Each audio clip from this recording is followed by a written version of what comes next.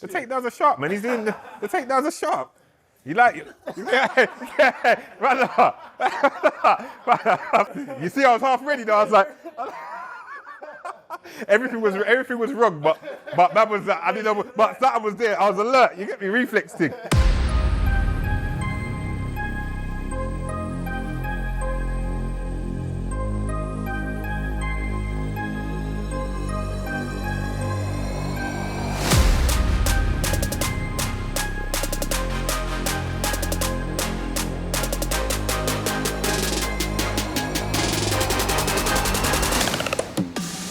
Yeah, just here with the champ. Come to see the champ work, taking a day out. Winners Talking on tour with Link Up TV, you know. Former UFC welterweight champion Leon Edwards in the building. He's just getting warmed up. One of the UK's great. It took a while for everyone to get to understand how great he was and how good he is at what he does.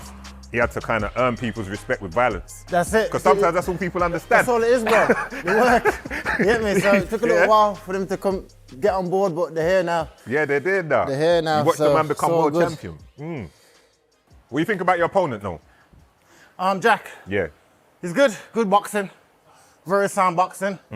I think as far as what he's got to offer, just more hands than anything. Yeah, I saw that. Yeah. I think his overall mixed martial arts is not as seasoned as mine. That's about it, really. Probably is good boxing, but I'm a good striker. You know what I mean? Is he? When I was watching him fight Gilbert Burns, he looked big. Is he?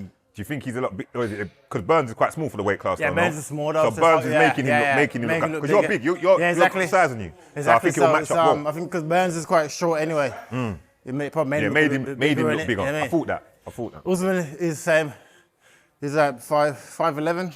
Yeah, he's like thick. Listen, let's take a moment for man beating Usman twice, you know, because you don't need to understand. Usman's a beast, you know. So if man's slaughtering beast, what does that make him? Exactly. You see what I'm trying to say? Usman's not a joke. No People joke. might want to downplay it now because you've seen Leon beat him twice, but at the time, he was pound for number one at the time. Destroying people, bro. Pound for number one at the time. Everyone was like, I can't easily beat him, blah, blah, blah. So, well, like I said, after I did it, everyone was like, oh, yeah, wow. Yeah. But that's what they do, That's the though. game, That's what they innit? do. Yeah, That's the game.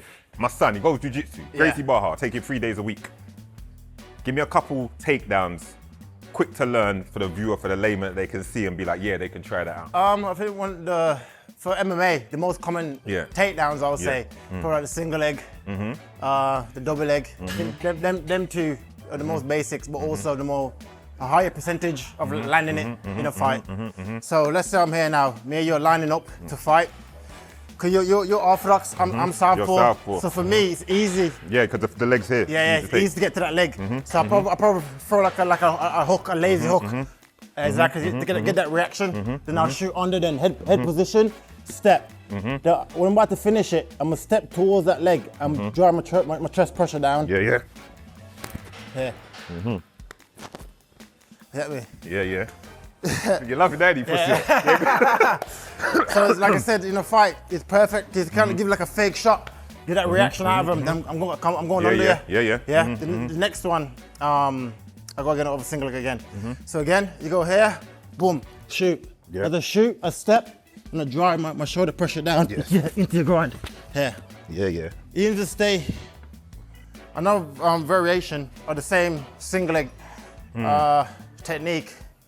Let's say I go for the shot, boom, you block, and I grab. And now you're balancing good on one leg. I just push you off and go high and trip. Yeah. I appreciate you. I appreciate you. No. I can do that to you. In MMA as well, like I said, the next basic takedown is the double leg. Yeah. Which is a similar entry. Whatever shot you want to use to set it up. I normally use either my backhand, because you're orthodox. I use my left hand.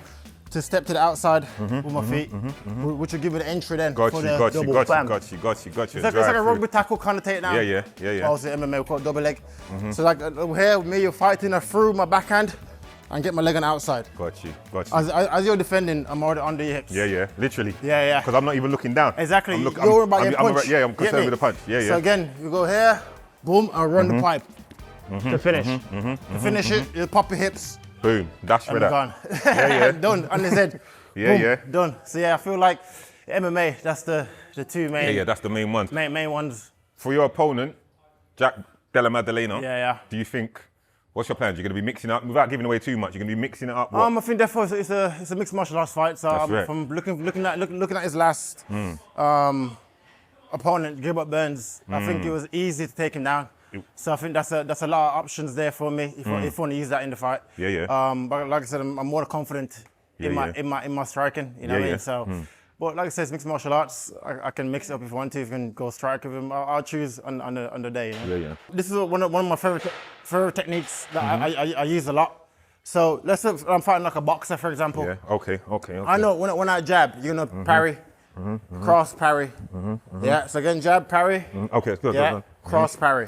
Yeah. So as they're crossing my backhand, you normally use that one. Yeah. I'm left-handed. That bastard. Also, that's why I do everything a bit back to front. Yeah. Go on. I'll come round then. Boom. With my head. So if I turn this way so the camera can see it. If me you're fighting now, I'll draw my 1-2. So I'll go 1, 2. As I'm going with the 2, my backhand, my back leg is gonna follow through. Boom. Head shot. Go for a head shot. You get me?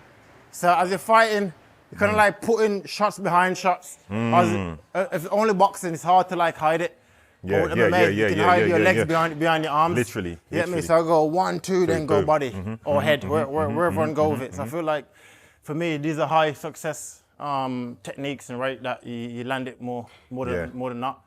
You know what I mean? So what was the feeling like when you landed that on Usman? When you landed it, the minute it landed, did you know it? You felt. Yeah. It was that clean. When you land like a clean shot, you know. You don't feel it. Literally. It's like air. It looked, it's like, I went over him to like ground and pound. Yeah. I was just like stuff, like stick. So I knew from then it was done. And like I said, you can see from my interview how excited 100%. I was and what it meant to me, you know. Like 100%. I said, it was a long road, like, you know. It was a long road. And to finally get there, get the win, beat the #1 pound guy in the world, Usman. Yeah.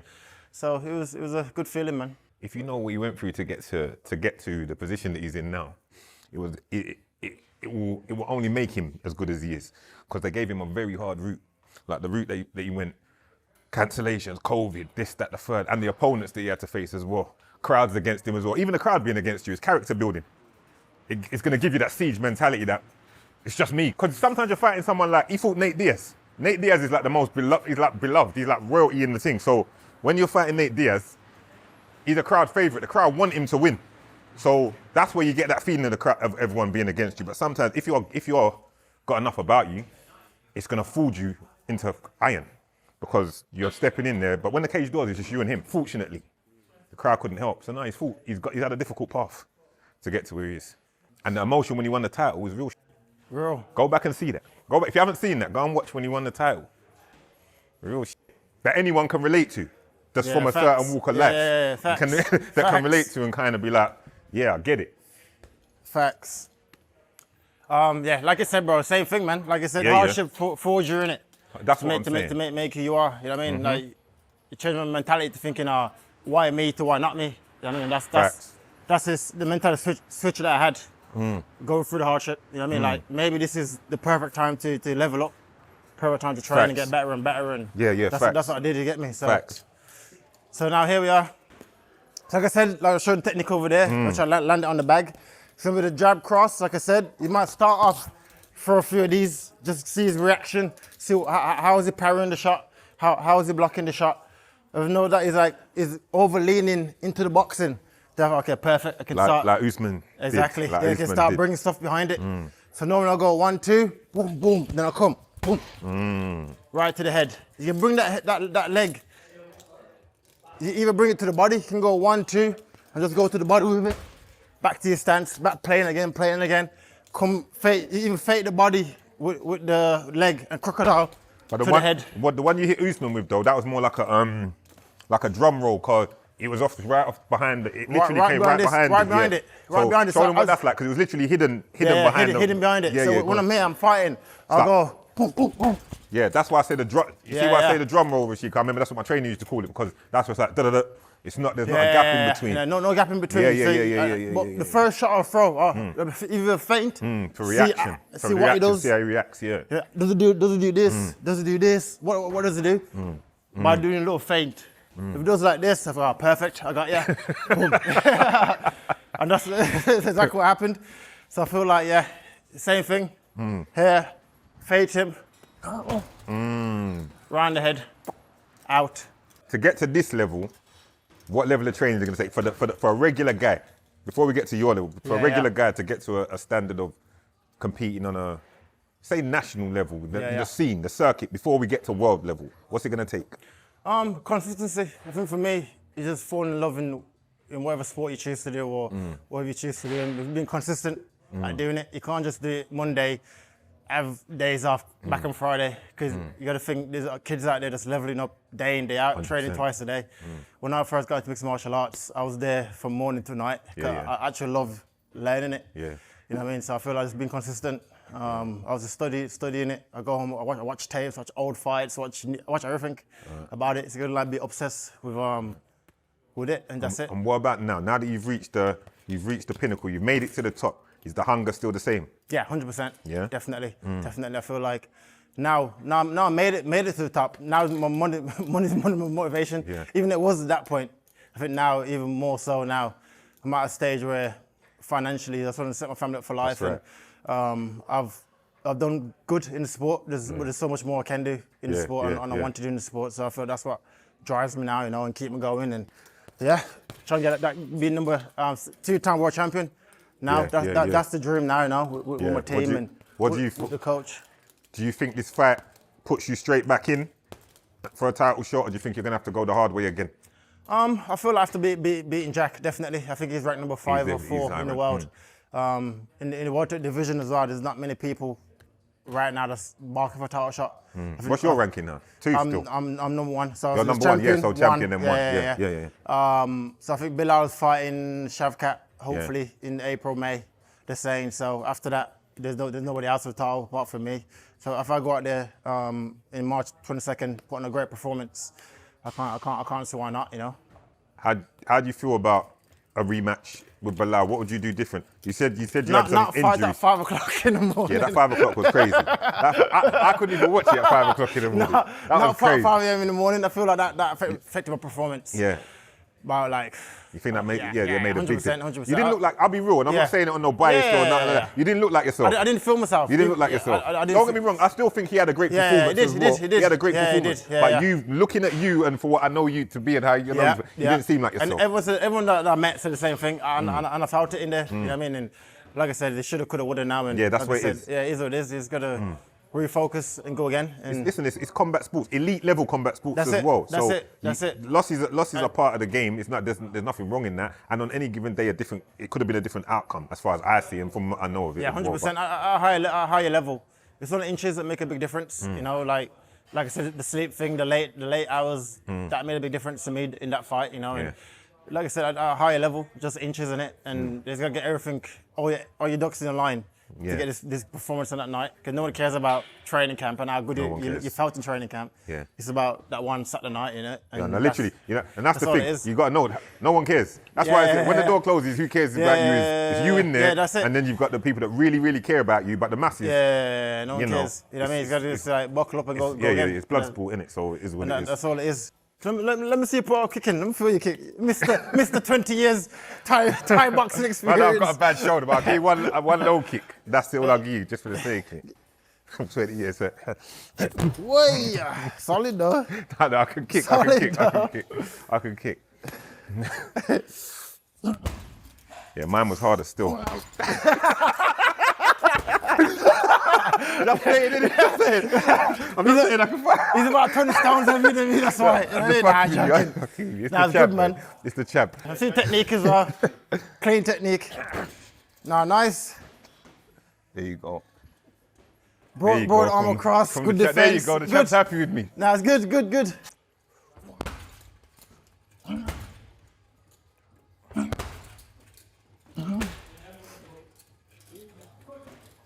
It's good to be fluent with both legs, get me? Yeah, 100%. No, just and I see that with you as well. Power dominant. I like to use both legs.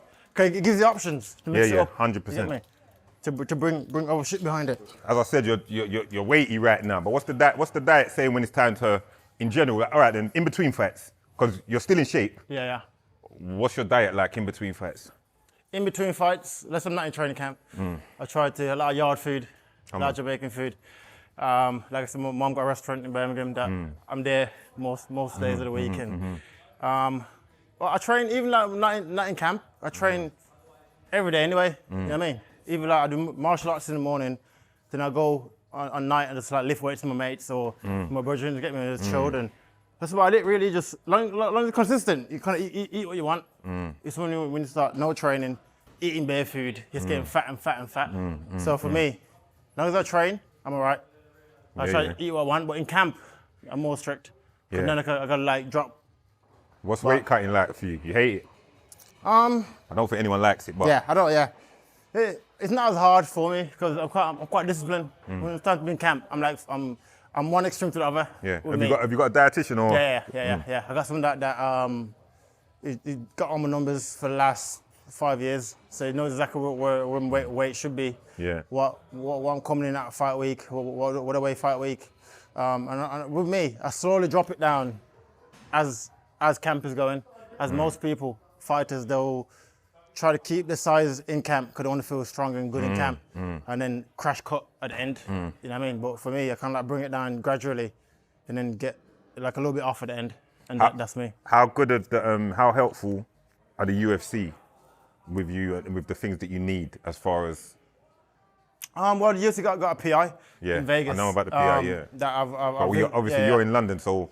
But they got nutritionists over there that we can bounce ideas off, like for supplements. Because with me, I can't take. Sorry, in Brum. Let me not say that in London before you try to say left the end. Brum, let's keep it. He's in Brum. He's not in London. He's in Brum. Like, if you need, let's not like supplement-wise, I can like either ask them to send it over to me. They'll send it over to me. Or if you want to buy it, they'll tell me exactly what I can take and what I can't take. I don't want to pop in for like taste supplements or whatever it is. You know what I mean? So as far as like the UFC helping us.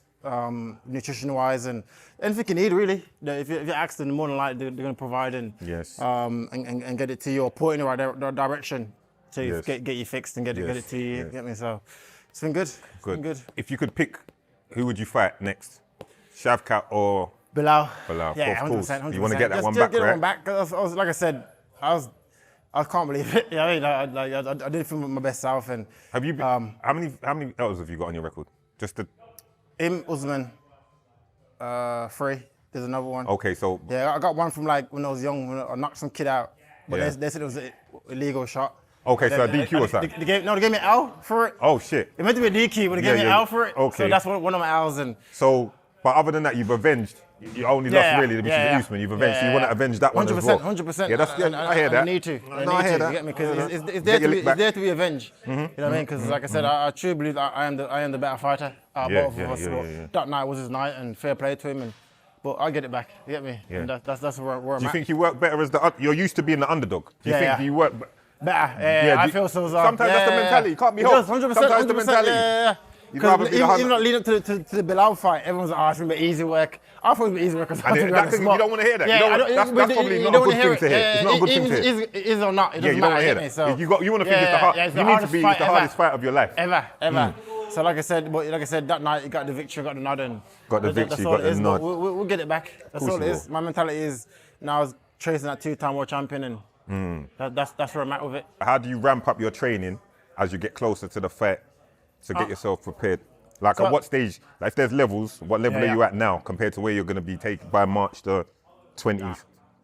10, probably like this is my 2nd week in camp now. Got you. So I normally do like, depends what shape I come into the fight, into camp. You're looking strong. It depends on what shape I come in at the fight at, how long I'll do camp. Let's say it's a 12-week camp, for example. I'll go 4-week blocks, it's like 4-4-4. So my first 4 weeks, it will focus more on like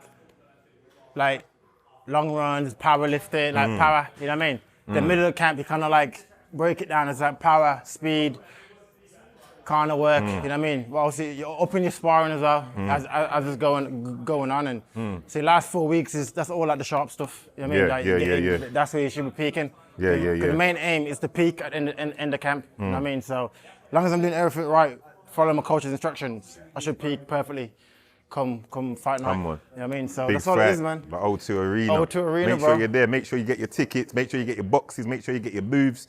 Don't want to miss it. We're here. Come on. Yeah, another one at O2. This is my third main event at O2. You know. Remember. They've never let me down. So no, I've seen you put work there. Remember when you beat Gunnar Nelson? Gunnar Nelson. Yeah. That was a good win, you know. Yeah, good. That was serious, you know. I was saying at the time, bro. Gunnar was like. He was meant to be the next guy. Up yeah, line. and you snuffed him. But after beating him, everyone go, yeah, this and that, this and that. That's the game. But like I said, this is my third main event at O2. I'm excited. I got a good, strong opponent in front of me, you know. But I truly believe that I am the better overall mixed martial artist, and I'll showcase that Saturday night, man. Watch this. Islam is talking about coming up, Makhachev. Say he comes up. Yeah.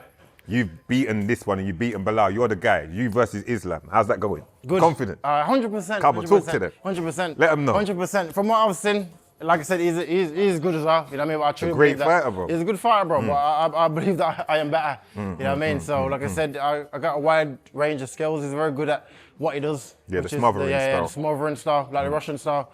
I've faced many opponents like that, you know. So it'd be good. It'd be interesting to see it, you know.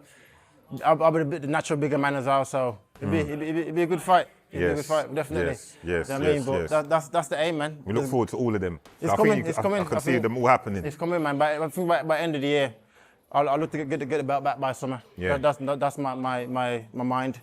I'll get it back by end of summer. I will be champion again, and we'll go from there. First Jack though. Jack's going to be the hardest fight of your life. It will. It's going to be a very hard fight. And it will. Listen, and you're going to prepare as such, right? Listen, I will. Like my last loss was 9 years ago. Yeah. That was to Usman, and I know how much it changed me and what it taught me to do. You know, so like this ain't no different. So I feel like I'll go out there, I'll perform the best of my ability, and I'll come out there with a victory, and I'll move on in my life. But that's right. Right now, Jack is the number one guy. He's the guy with the belt. He's the guy that standing in the way of everything else. Because if we don't beat my man, the belt's out of question anyway. You know what I mean? So I need to get through him. So 100%. That's the matter of it, man. Definitely. Yeah. As we wrap it up, so it's been the former and soon to be champ again, all going to plan. Leon Edwards, March 22nd, O2. Get your tickets, like I said. Support the guy. It's a national treasure, you know. You got to support the national treasures. Come on, bro. You understand? You got to get behind the team. You know, I always say it. We got to support our own. You know, and he's been putting in work. So be locked in. It's Link Up TV, Winners Talking Podcast, Power Sterling. Just like that, bang. There you go.